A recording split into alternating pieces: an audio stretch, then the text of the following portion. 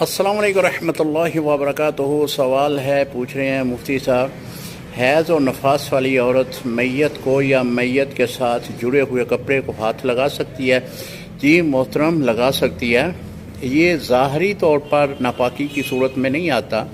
یہ نہیں ہے کہ اس کے ہاتھ ناپاک ہو گئے یا اس کے کوئی جسم کا کوئی حصہ ناپاک ہو گیا، وہ جس کو بھی لگے گا وہ بھی ناپاک کر دے گا، ایسا نہیں ہے۔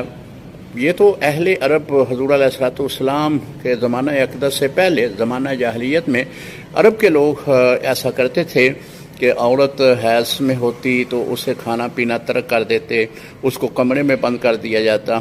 تو یہی تو اسلام نے ہمیں تمیز دی ہے کہ ایسی عورت جو حیض و نفاس میں ہو وہ ظاہری ناپاکی کے حکم میں نہیں ہے۔